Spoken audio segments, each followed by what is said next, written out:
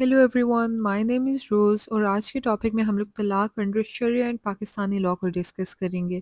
इसके अंदर हम लोग 3 तरह की तलाक को कवर करेंगे। सबसे पहला सवाल ये है कि डिवोर्स इनिशिएट कौन कर सकता है। लॉ कहता है कि डिवोर्स हस्बैंड, वाइफ या दोनों की आपसी म्यूचुअल एग्रीमेंट से हो सकती है। हर सिचुएशन के लिए लॉ ने स्पेसिफिक तरीके बनाए हुए हैं ताकि दोनों पार्टीज़ के राइट्स महफूज रह सकें। अब हम लोग बात करेंगे डिवोर्स बाय हस्बैंड की। अगर एक हस्बैंड तलाक देना चाहता है तो पाकिस्तानी लॉ यानी मुस्लिम फैमिली लॉज ऑर्डिनेंस के तहत वो सिर्फ मुंह से बोलकर इंस्टेंटली मैरिज ख़त्म नहीं कर सकता। उसे लाजमी यूनियन काउंसिल के चेयरमैन को एक रिटन नोटिस भेजना होता है और उसी नोटिस की एक कॉपी अपनी वाइफ को भी भेजनी होती है। The 90 day period. बहुत से लोगों को लगता है कि नोटिस भेजने के बाद तलाक इफ़ेक्ट में आ जाती है, लेकिन ऐसी बात नहीं है। नोटिस भेजने के बाद भी तलाक फ़ौरन लागू नहीं होती। यूनियन काउंसिल को नोटिस रिसीव होने के बाद एक 90 डे पीरियड शुरू होता है। इस टाइम के दौरान एक आर्बिट्रेशन काउंसिल बनाई जाती है जिसका मकसद ये होता है कि वो कपल के दरमियान सुलह या रिकन्सिलिएशन करवाए। इन 90 डेज़ के नोटिस पीरियड में हस्बैंड के पास ये लीगल राइट होता है कि वो अपनी तलाक को रिवोक या कैंसिल कर दे। अगर सुलह नहीं हो पाती तो 90 डेज़ के बाद डिवोर्स फाइनल हो जाती है।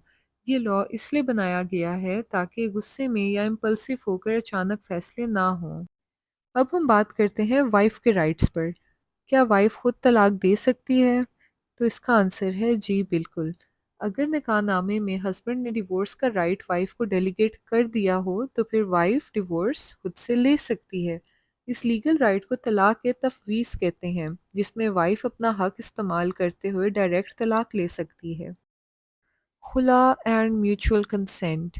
अब अगर तो हस्बैंड ने अपनी वाइफ को राइट नहीं दिया डिवोर्स इनिशिएट करने का, तो फिर वाइफ कोर्ट से खुला ले सकती है।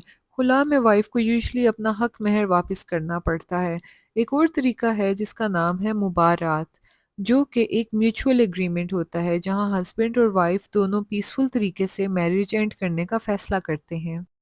इसके अलावा the dissolution of Muslim marriages act एक वाइफ को अलाउ करता है कि वो स्पेसिफिक रीजंस की बेस पर कोर्ट से डिवोर्स ले सकती है।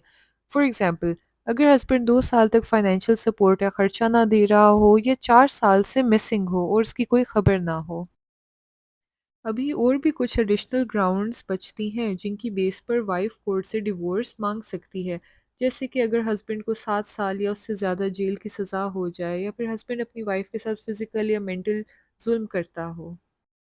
सो ये थे the laws and procedures regarding talaq in Pakistan. Thank you for watching this educational video. हमेशा याद रखें कि हर केस डिफरेंट होता है, इसलिए अपने स्पेसिफिक केस के लिए किसी लीगल एक्सपर्ट से लाजमी कंसल्ट करें। For more legal updates and knowledge, please subscribe to my channel. See you in the next class.